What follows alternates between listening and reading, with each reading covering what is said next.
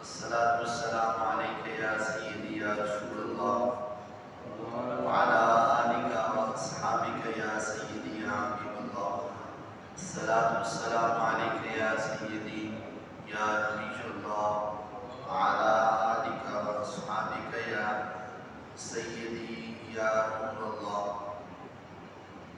مولاي صل وسلم دائما أبدا على حبيبك خير الخلق كلهم والحبيب الذي ترجى شفاعته لكل هول من الأهوال مقتحم. يا رب بالمصطفى بلغ مقاصدنا واغفر لنا ما مضى يا واسع الكرم. اللهم رب اشرح لي صدري ويسر لي أمري واحلل عقدة من لساني یفقہوا قولی. اللہ خالق کائنات قرآن کریم قرآن رشید کی سورہ آل عمران کی آیت نمبر 133 کے اندر ارشاد فرماتا ہے وَسَارِعُوا إِلَىٰ مَغْفِرَةٍ مِّن رَبِّكُمْ، اپنے رب کی بخشش اور مغفرت کی طرف جلدی کرو. وَجَنَّةٍ، اور اس جنت کی طرف جلدی کرو عرضها السماوات والارض، جس کی چوڑائی زمینوں اور آسمانوں جتنی ہے. اعدت للمتقین، اور وہ اہل تقوی کے لیے تیار کی گئی ہے. الذین، کون اہل تقوی؟ الذین ينفقون فی السراء والضراء، وہ اہل تقوی جو تنگ دستی میں بھی اللہ کی راہ میں خرچ کرتے ہیں اور فراوانی کی حالت میں بھی اللہ کی راہ میں خرچ کرتے ہیں. والکاظمین الغیظ، اور جو غصے کو پی جانے والے. والعافین عن الناس، اور جو لوگوں کو معاف کر دینے والے. واللہ یحب المحسنین، اور اللہ نیکوکاروں کو بہت پسند فرماتا ہے. ایمان والوں کی یہ نشانی بیان کی گئی ہے کہ ان کی بخشش اور مغفرت کا جو بھی سبب ہو اور جو کام بھی ہو، یہ اس کی طرف بھاگ کر جاتے ہیں، تیزی کے ساتھ جاتے ہیں. اور اللہ تعالیٰ کی بنائی ہوئی وہ جنت کی اخروی نعمتیں جب یہ ان کا ذکر سنتے ہیں اور ان کو سامنے رکھتے ہیں، تو پھر دخول جنت کے لیے جتنے اسباب ہیں اور حصول نعمت کے لیے جتنے اسباب ہیں، وہ ان اسباب کو اختیار کرنے کی کوشش کرتے ہیں. پھر ان اہل تقوی کی یہ نشانی ہے کہ یہ تنگ دستی کے ایام ہوں یا فراوانی کے ایام ہوں، جب بھی جس حالت میں بھی ہوں، یہ ہر وقت اپنے رب کے دیے ہوئے مال سے اور دولت سے اس کی راہ میں خرچ کرتے رہتے ہیں، اور کبھی غصے کو اپنے قریب بھی نہیں آنے دیتے. اور کوئی ان کے اوپر ظلم اور تشدد کرے تو وہ اس کو معاف کر دینے والے ہیں. نبی کریم علیہ السلام نے ارشاد فرمایا اہل جنت کی 3 نشانیاں ہیں. کتنی؟ 3 نشانیاں ہیں. فرمایا یہ کریم النفس لوگ ہوتے ہیں کہ جن کے اندر یہ نشانیاں پائی جائیں اور وہ اللہ تبارک و تعالیٰ کی جنت کی اور اللہ تعالیٰ کی جنت کی نعمتوں کے وہ مستحق ہو جاتے ہیں. فرمایا پہلی نشانی یہ ہے کہ جو اس پہ ظلم کرے وہ اس کو معاف کر دے. یہ اہل جنت کی پہلی نشانی ہے. اور فرمایا جو تجھے محروم کرے تو اس کو عطا کر. یہ دوسری نشانی ہے اہل جنت کی. اور تیسری نشانی سرکار تو عالم صلی اللہ علیہ وسلم نے فرمایا کہ جو تجھ سے اپنا تعلق توڑے تو اس کے ساتھ اپنا تعلق جوڑ. فرمایا اگر بندہ مومن تیرے اندر یہ تینوں صفتیں آ جائیں کہ جب ظلم ہو تو معاف کرنا، اور جب کوئی محروم کرے تو اسے عطا کرنا، اور جب کوئی تعلق کو توڑے تو اس کے ساتھ تعلق کو جوڑنا، فرمایا یہ 3 نشانیاں جس کے اندر پائی جائے وہ بندہ دنیا کے اندر چلتا پھرتا جنتی میں بنتا ہے۔ حضرت موسیٰ کلیم اللہ علیہ نبینا علیہ السلام، غصہ یہ اس کو ختم کرنا اور اس کو پی جانا یہ اہل ایمان کی نشانی ہے۔ اور ارتکابات معصیت میں، گناہوں کے ارتکابات اور جرائم کے ارتکابات میں سب سے بڑا جو حصہ اور جو کردار ہوتا ہے وہ اس کے اندر غصہ شامل ہوتا ہے۔ یہ بہت ساری برائیوں کی جڑ ہے، بہت ساری خرافات کی جڑ ہے کہ جو انسان کو 1 منٹ کے اندر زمین سے اٹھا کر سورہ آسمان تک، سورہ ستارے تک پہنچا دیتا ہے۔ اور اگر اس وقت انسان اس کو پی جائے اور اس کو ختم کر لے تو رب کائنات پھر اس کو صبر کی بھی توفیق عطا فرما دیتا ہے اور بہت بڑے بڑے نقصانات اور خطرات سے اللہ تعالیٰ اس کو ہمیشہ کے لیے محفوظ کر لیتا ہے۔ حضرت موسیٰ کلیم اللہ علیہ نبینا علیہ السلام کے سامنے ایک دن شیطان آ گیا اور آ کر کہنے لگا اللہ کے کریم، اللہ تعالیٰ نے آپ کو اپنی نبوت پیغام کے لیے چنا، رسالت کے لیے چنا اور تاج نبوت عطا کرنے کے لیے آپ کا انتخاب کیا ہے۔ آپ اللہ کے بڑے برگزیدہ پیغمبر ہیں، تو میں بھی آج کے بعد نیک ہو جاتا ہوں اور میں توبہ کرنے لگا ہوں، تو بتائیے کیا میں توبہ کروں تو میری توبہ قبول ہو جائے گی؟ حضرت موسیٰ کلیم اللہ علیہ نبینا علیہ السلام کی خوشی کی انتہا نہ رہی کہ آج ابلیس بھی توبہ پر جو ہے وہ تیار ہو چکا ہے، تو بڑے خوش ہوئے۔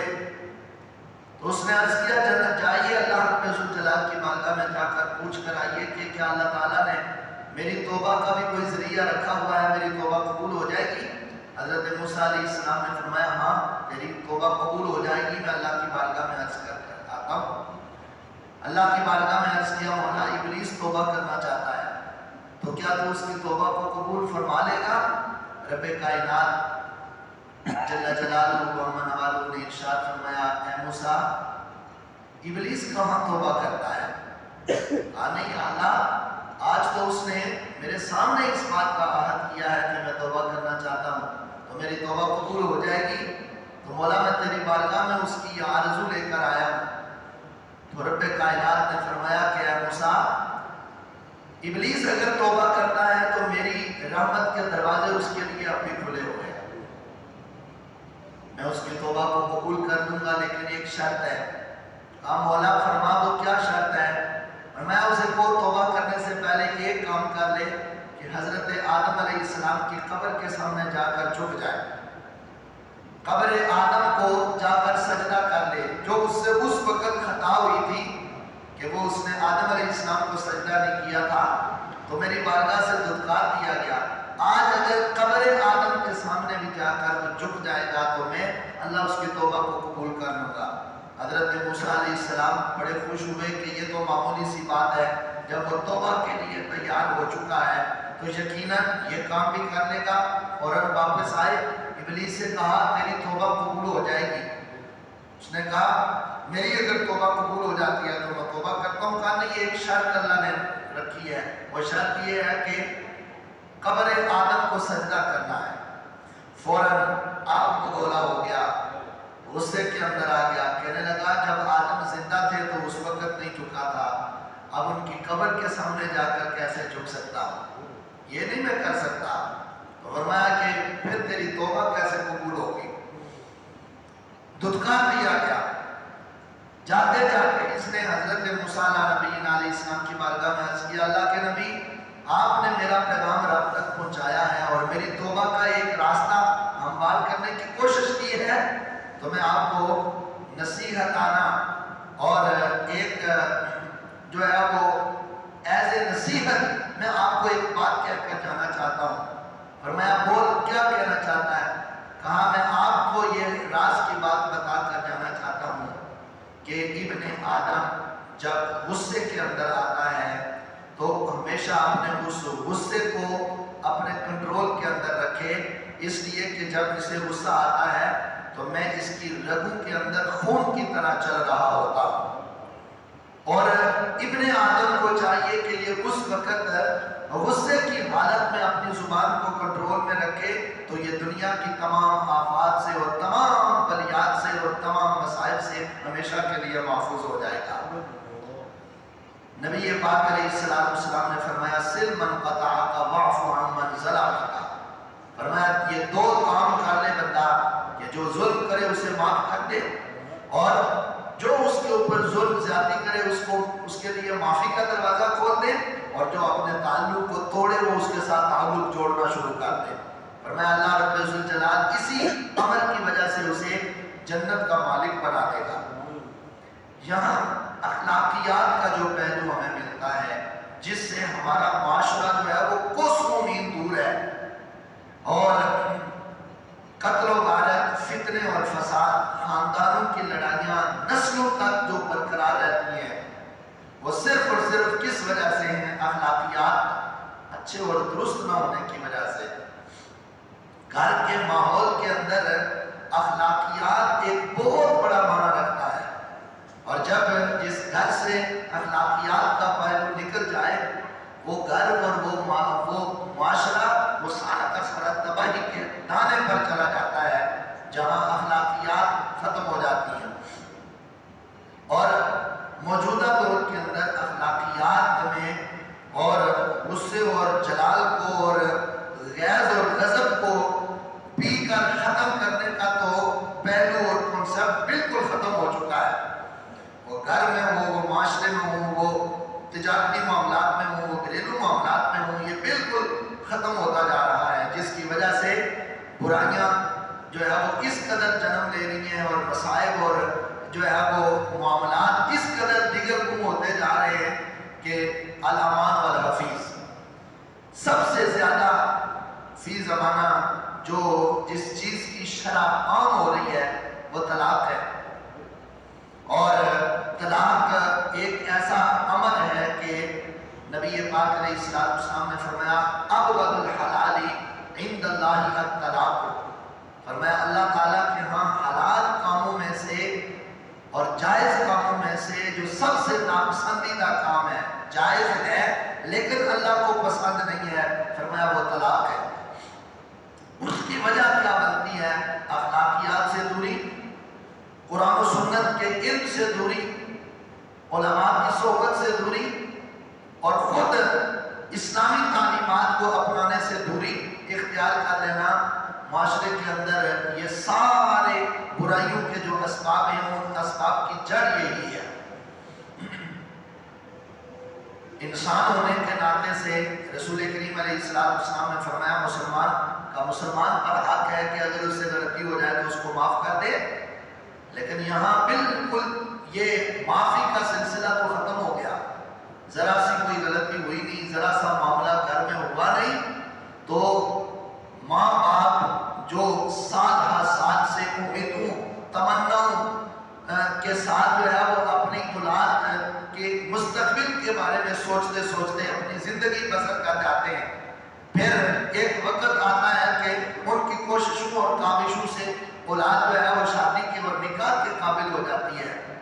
کئی سالوں سے محنت مشقت کے بعد سوچ فکر اور نہایت تفکر کے بعد جا کر عقد کا سلسلہ بنتا ہے، نکاح کا سلسلہ بنتا ہے، رشتہ ملتا ہے اور خاندان آپس میں ملتے ہیں، اور ادھر سے جب غصہ آیا تو وہ سال کی وہ محنتیں اور مہینوں پر جو مشتمل جو محنتیں تھیں، ایک لمحے کے اندر لفظ طلاق کو 3 مرتبہ بولا اور ساری کی ساری محنتوں پر اور کاوشوں کے اوپر پانی پھیر دیا۔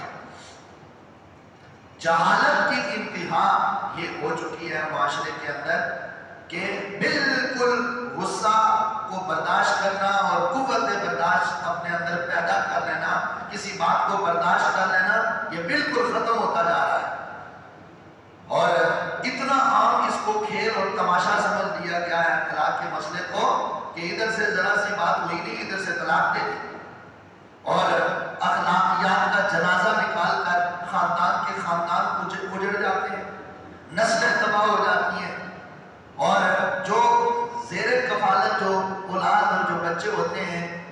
جو ہے ان کے مستقبل کا بھی جو ہے وہ جنازہ نکل جاتا ہے۔ اخلاقیات کو اس حوالے سے اپنے اندر معاشرے کے اندر زندہ رکھنے کی ضرورت ہے تاکہ ہم آنے والے وقت کے اندر ان تمام مشکلات سے اپنے آپ کو محفوظ کر سکیں۔ خدا کے بندو، کم از کم اخلاقیات میں یہ چیزیں شامل ہیں کہ اگر کسی سے کوئی غلطی ہو جاتی ہے تو درگزر کا پہلو بھی تو بیچ میں ہونا چاہیے، معافی کا پہلو بھی بیچ میں ہونا چاہیے۔ یہ تو آخری سٹیج ہے اور آخری امتحان ہے، اور بالکل جہالت ہے کہ ابھی ادھر سے بات ہوئی نہیں اور انتہا تک، یہ ان دوسرے لفظوں میں کہہ دیا جائے تو انتہا پسندی ہے کہ ادھر سے بات ہوئی نہیں تو ادھر سے لفظ طلاق بول کر پورے کے پورے خاندان کو اجاڑ دیا۔ اس لیے اخلاقیات کے اندر یہ پہلو زیر نظر ہونا چاہیے، اور ہر بندہ یہ سمجھے کہ یہ کوئی کھیل اور تماشا نہیں ہے کہ ادھر سے باپ کے کہنے پر طلاق دے دی، ادھر ماں نے کہا چھوڑ دے اس کو، یہ میری فرما برداری نہیں کرتی، اس کو طلاق دے کے فارغ کر دے۔ ماں کے کہنے پر طلاق دے دی، باپ کے کہنے پر طلاق دے دی، خود کو اطاعت اور فرما برداری شوہر کی لحاظ سے جو ہے وہ سارے حقوق پورے کر رہی ہے، اور ادھر سے اتنی بات ہوئی کہ بھائی گھر میں ایسا ماحول کیوں بنا، باپ کے ساتھ والد کے ساتھ جو ہے وہ آگے سامنے اونچی آواز سے بول کیوں پڑی ہے، چل طلاق لے کر اپنے گھر چلی جا۔ اخلاقیات کا یہاں جنازہ نکال دیا جاتا ہے، اور کوسوں جو ہے وہ قرآن و سنت سے دور ہو کر جو ہے وہ ہم اپنے معاشرے کو خود بخود جو ہے وہ تباہ اور برباد کرنے کے جو ہے وہ دانے پر لے جاتے ہیں۔ صبر تحمل کا طریقہ کار یہی ہے، اور اس کا تقاضا یہی ہے کہ اگر کسی انسان سے، کسی خاتون سے، گھر کے اندر رہنے والی کسی عورت سے اگر کوئی غلطی ہو گئی ہے تو اللہ اور اللہ کے رسول کی رضا کے لیے اس کی معافی کا بھی تو کوئی سلسلہ رکھو۔ اتنا انتہا تک پہنچانا، اور پھر جب یہ لفظ بول دیے تینوں لفظ تو پھر اب ڈھونڈتے پھرتے ہیں کہ اس کی کوئی اصلاح کی اور کوئی رخصت کی کوئی صورت ہے۔ غصے کے اندر آ کر یہ بات کہہ دی ہے، ویسے تو قطعاً ارادہ نہیں تھا یہ بات کرنے کا اور طلاق دینے کا، لیکن غصے کے اندر یہ بات کہہ دی ہے، تو کیا اس کی کوئی راہ نکل سکتی ہے؟ اب راہیں کیوں تلاش کر رہے ہیں؟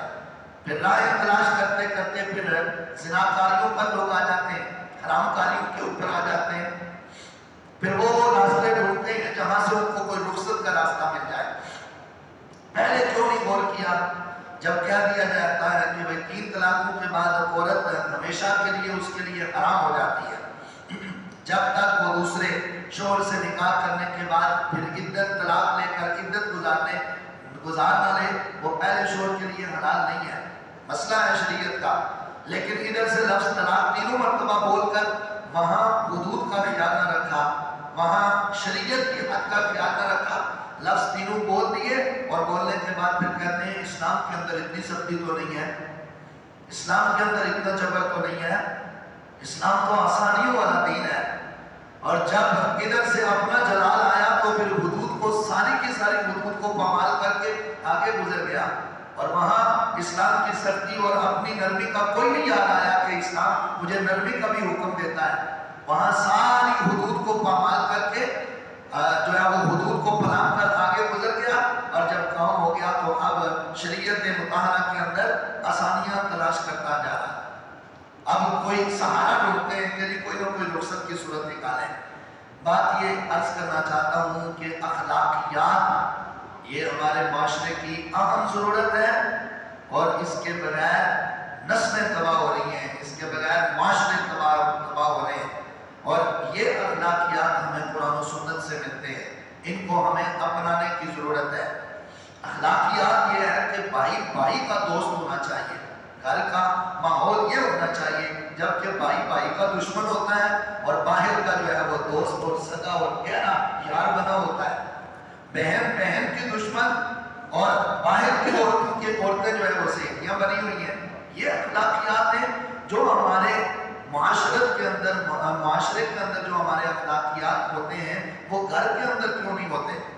ہم لوگوں کے سامنے تو بڑے میٹھے، بڑے اچھے انداز میں گفتگو کرنے والے، باہر کسی سے پوچھیں تو کہتے ہیں وہ تو فرشتہ صفت انسان ہے، اس کے ساتھ تو جب بھی سلام کیا جائے، گفتگو کی جائے تو وہ تو اس کے زبان سے منہ سے نکلنے والے الفاظ تو موتیوں کی طرح جو ہے وہ ہوتے ہیں، وہ اتنی اچھی گفتگو کرنے والا ہوتا ہے۔ باہر اخلاقیات اتنے اچھے ہیں، گھر کا دروازہ کھول کر اندر داخل ہوئے تو جو طوفان بدتمیزی ہے وہ گھر کے اندر برپا ہو جاتا ہے۔ جو معاشرہ باہر اپنا نام کمانے کے لیے اور اپنی اچھائی اور اپنی صفات بیان کرنے کے لیے ہم باہر جو اخلاقیات رکھتے ہیں وہ گھر کے اندر کیوں نہیں ہوتے؟